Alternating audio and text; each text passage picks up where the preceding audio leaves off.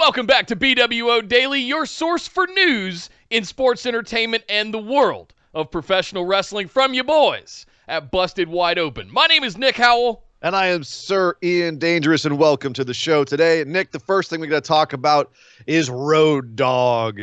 Road Dogg, he had an interview on Corey Graves' After the Bell podcast. Okay. And talked about all kinds of different things. It's a very interesting interview talking about him getting sober, talking about him starting to work creative for WWE, starting the second phase of his career, coming back working for Hunter, for Triple H, and Vince. Great interview. One of the things he talked about in the interview was he was asked who was one of the best workers right now. And he said Adam Cole. But that's not all he said about Adam Cole.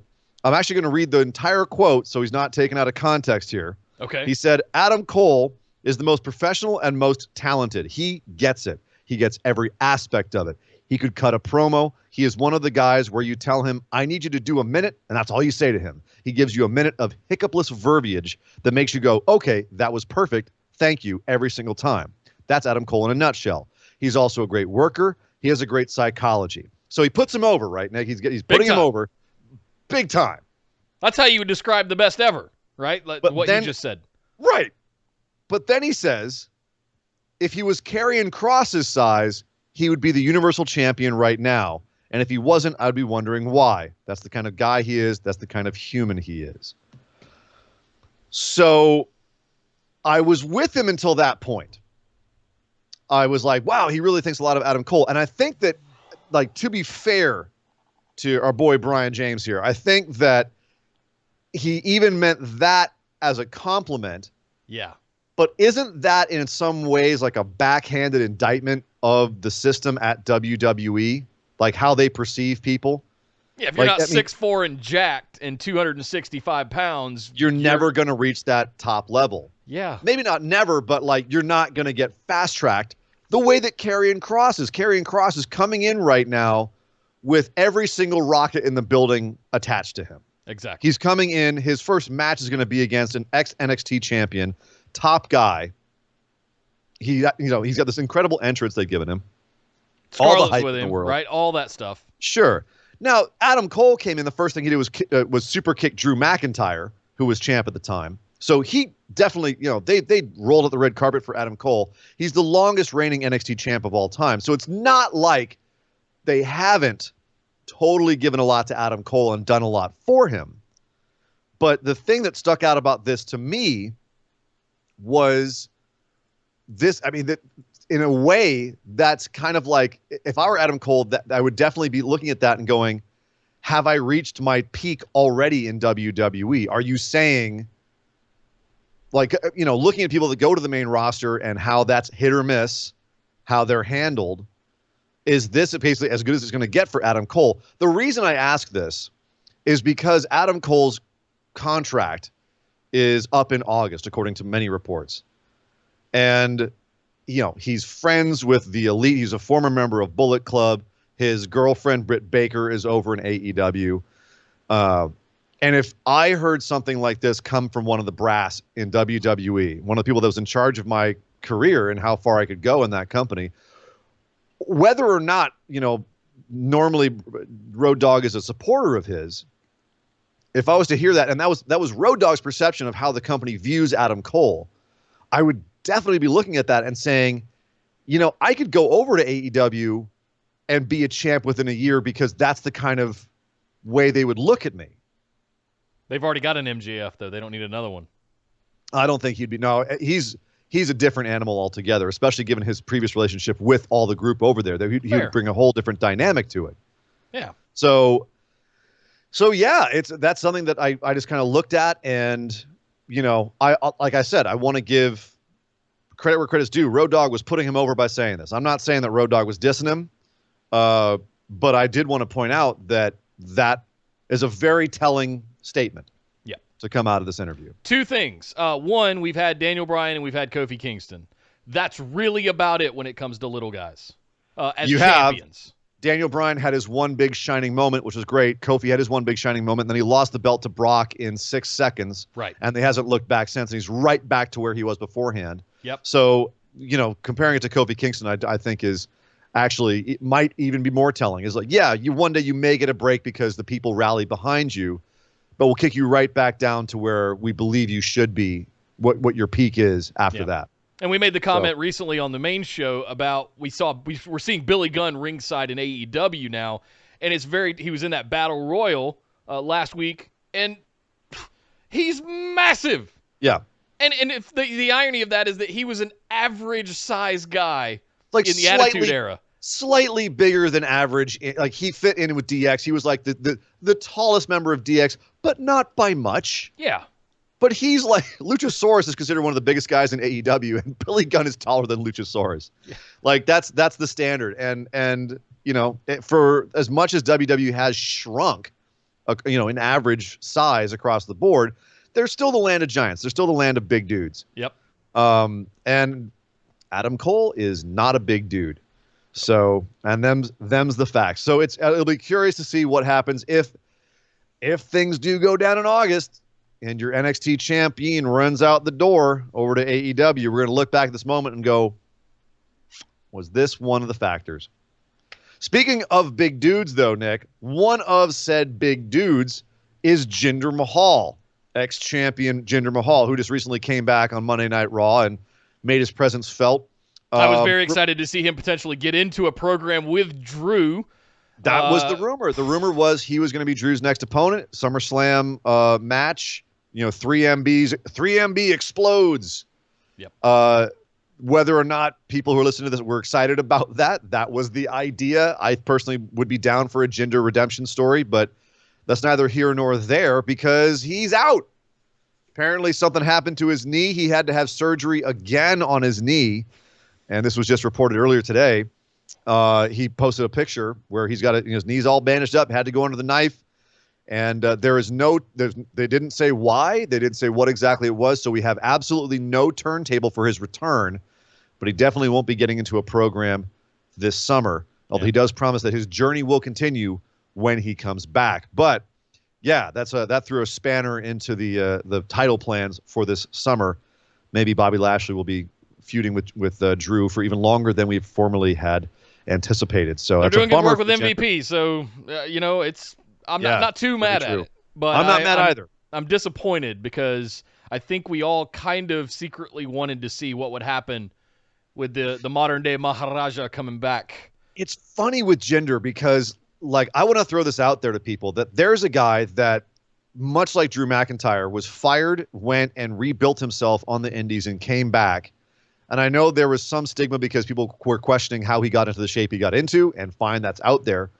But in a similar way, it's a story of redemption.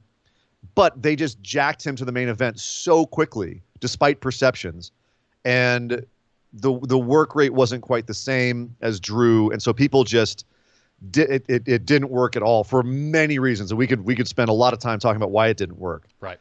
But I think there's something there with Jinder where they could get people either behind him or engaged in being against him with Drew. And I know Drew himself is really invested in trying to get Jinder over as well. Without having to lean on and depend on the foreigner heat thing that they did in 2017 during his run. Exactly. Run there. So that was the thing that really poo-pooed on it for me was, we just came off of House of Horrors with Wyatt Norton.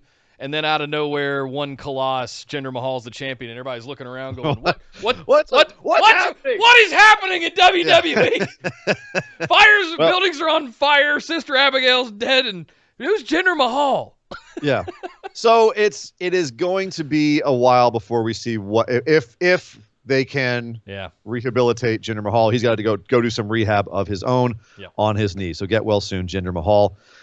In other news of big guys coming to WWE, over on Redknapp's home fixture on Sky Sports, Tyson Fury was getting interviewed, and he said he spoke on the phone with Vince McMahon last week and said that there may be an opportunity coming up soon to wrestle again. Tyson Fury may be coming back to WWE. Okay.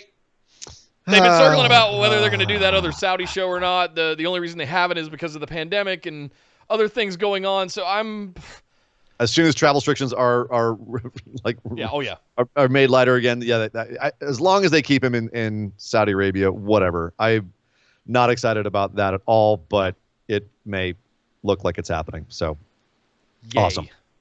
Yay.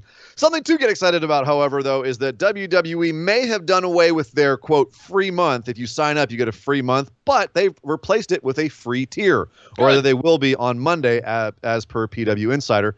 The free tier, which will always be there, includes recent episodes of WWE programming. They're going to have like highlight shows, like This Week In kind of shows. There'll be some of their selected documentaries. Raw Talk will be on there. If they do Talking Smack, it'll be on there. And then they'll have certain select pay-per-views and takeovers from WCW history. So it'll be a curated, simplified version of their regular streaming service. So obviously doing away with the free month, they can still preview. Obviously, all of the pay-per-view pre-shows will still be on the free service. So essentially, nothing's changed except now you can't get the pay-per-views for free. So they're trying to drive people to resubscribe. Oh. They've lost about 200,000 people over the last couple of years. They're down 200,000 from this time 2 years ago.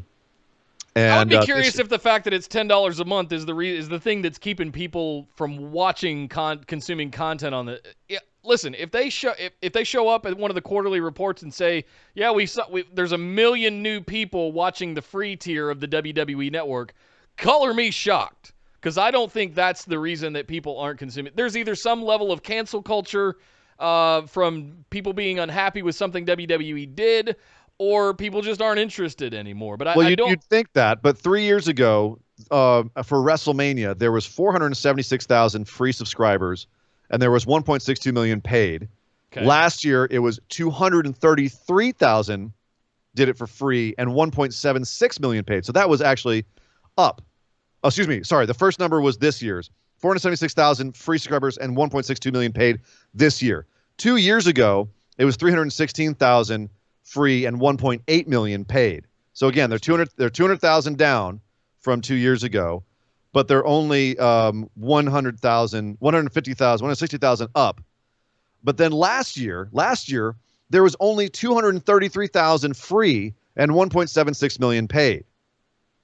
So I can't make sense of those numbers. There's been so I'll break it down for you. Basically, the paid subscribers have gone down steadily over the last year. Well, not steadily, but it went down 40,000 the first year, and then about 160,000 since last year.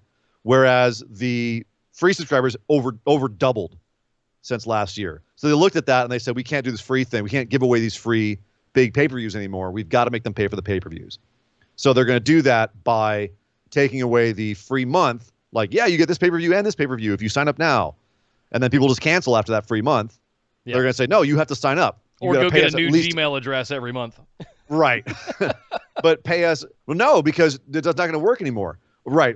I see what you're saying. Get the free Gmail address if you're going to watch more pay-per-views. Not anymore. You need to pay now. You have to pay for the month, pay for the pay-per-view, but we'll give you the pre-show for free. So all the advertising will be free, but you got to pay for that pay-per-view now. And I think that's smart of them. I do too. Like, $10 for a month. I've got, 2-3 pay-per-views in a month. That's $10. AEW's across the way charging $50 for one pay-per-view every couple of months. So do the math. Plus all the other content you get on the network. Yeah. I look at it as an annual thing, guys. $120 a year to get all of the content all the time, all of the pay-per-views. I can go back and watch stuff from the 90s. There's nothing you really can't do anymore on there. They've got the full catalog loaded. I definitely would. If I thought it was a scam, I'd say so, and I don't. I think it's actually one of the greatest streaming services out there for a wrestling fan. It's hard to argue. It changed wrestling. It changed how I view wrestling. It changed us from having to buy $59.99 pay-per-views once a quarter. Every month. Yep. So it was the easiest $10 a month I've ever spent. Yeah. I can't go back. No. Finally, Nick, Jake the Snake Roberts, you've seen him recently on AEW. Well, next time you see him, he's going to be a little bit flashier in the mouthful area. He just got himself some new choppers. He's got like Charlotte Flair, Matt Hardy choppers now. Those things are insane. He posted a picture of it on Instagram, and it's just like a crocodile. It's a grill. He got himself a grill. So next time you see Jake the Snake, look out. He's going to flash you some nice pearly whites. Yes. Oh, boy. Oh, boy. And finally, happy birthday to the finest, Kona Reeves. Kona Reeves, NXT's Kona Reeves turns 28 today. I hear that's the finest age, Nick. And that is the news. That was a pretty good year. I do remember my 29th year. Those were pretty. Those were the years I made it out to LA. Yeah. Yes. Thank you very much, Sir Ian Dangerous, and thanks to all of you for checking out Busted Wide Open and BWO Daily. But hey, this isn't the only show. You can watch our live streamed main shows every Tuesday at 8 p.m. Eastern and every Saturday at 3 p.m. Eastern. Find all the links to all of our groups and social media down below in the description. And make sure to follow myself and Sir Ian Dangerous over on Twitter. My name is Nick Howell. You can find me on Twitter at DataCenterDude.